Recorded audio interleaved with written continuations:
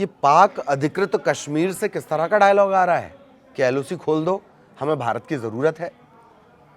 और पाकिस्तान में चल क्या रहा है? एक प्रदर्शनकारी को मौत के घाट उतार दिया गया। जेएसी कमेटी के सदस्य सरदार अमन सिंह ने क्या अपील कर दी है, इसी के आसपास ये चर्चा। नमस्कार, मैं ललित प्रजापति। तो सरदार अमन सिंह ने भारत और जम्मू कश्मीर के लोगों से मदद की गुहार लगाई है। पाकिस्तान सरकार प्रदर्शनकारियों के खिलाफ सख्त कदम उठा रही है।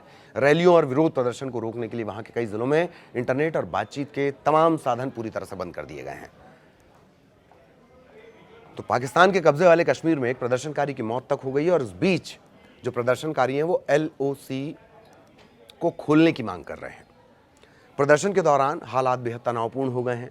जब हजारों लोग अवामी एक्शन कमेटी के बुलावे पर सड़कों पर उतर आए, लोग वहां लगी पाबंदियों को खत्म करने के लिए, मोबाइल इंटरनेट चालू करने के लिए, राशन दवाई की सप्लाई बहाल करने के लिए और अपने गिरफ्तार नेताओं को रिहा करने की मांग कर रहे थे, तब एक मांग और उठी, जोर शोर से उठी, एलओसी खोलने की मांग।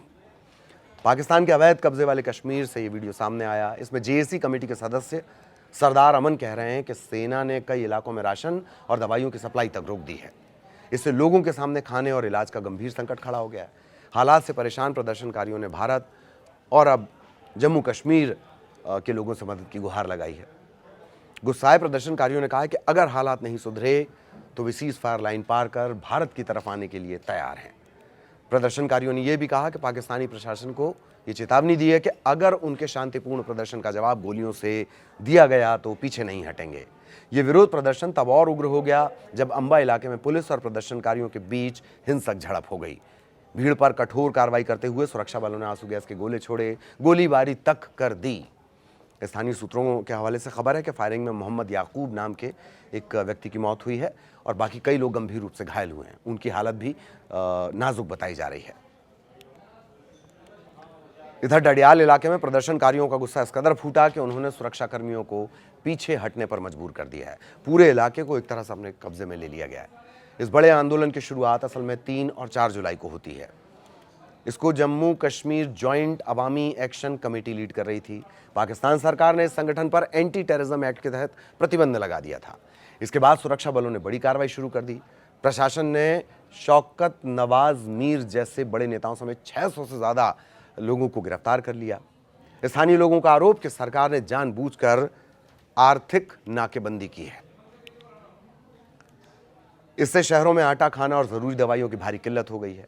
रैलियों को रोकने के लिए सख्त कार्रवाई की जा रही है। प्रदर्शनकारी ये कह रहे हैं कि सरकार के साथ पहले हुए लिखित समझौते को तुरंत लागू कर दिया जाए और वो वादे टालना बंद कर दे। प्रशासन ने खबरों को फैलने से रोकने और नई रैलियों को टालने के लिए कई जिलों में इंटरनेट और बातचीत के साधन पूरी तरह से बंद कर दिए हैं। हालांकि वहां के अधिकारियों ने अभी तक इस हिंसा और मौत पर कोई आधिकारिक बयान नहीं दिया है, ना ही इन दावों की पूरी तरह पुष्टि हो सकी है, होगी भी नहीं। अब इसके दूसरे पहलू पे आते हैं। इधर पाकिस्तान में बवाल मचा हुआ और पाकिस्तान के प्रधानमंत्री शहबाज शरीफ तुर्की की यात्रा पर चले गए।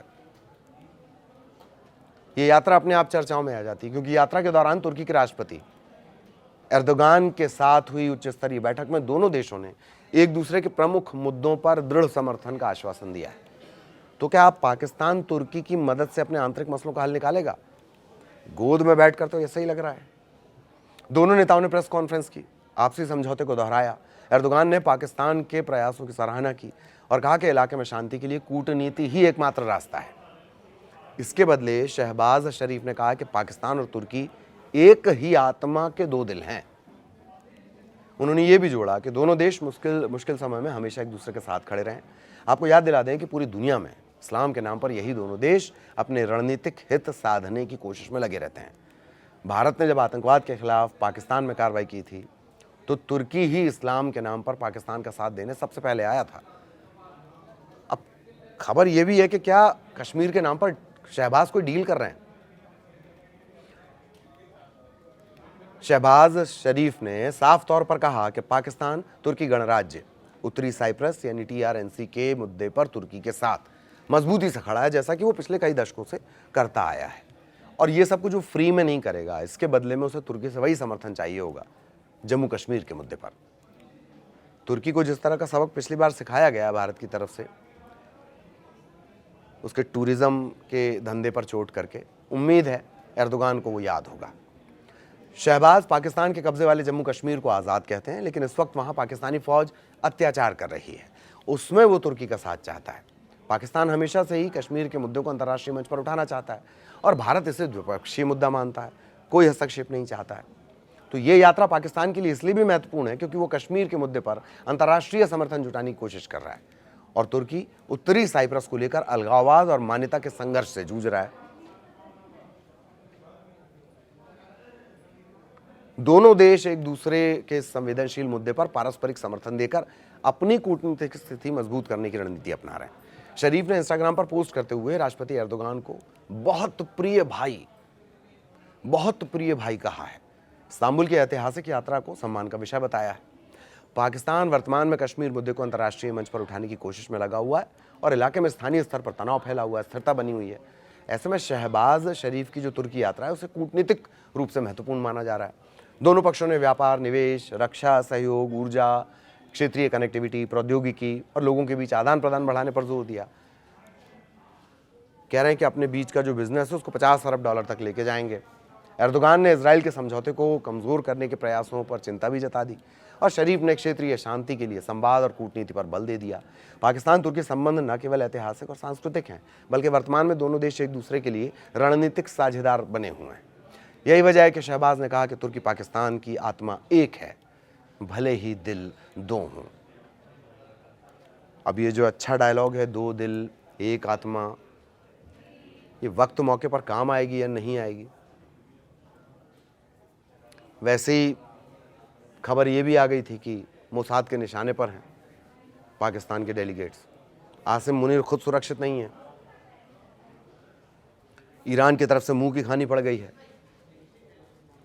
मरता क्या ना करता, चलो तुर्की की तरफ ही चला जाए। इस तरह की स्थितियां पाकिस्तान की हो चली हैं। घर में नहीं है दाने, अम्मा चली भुनाने।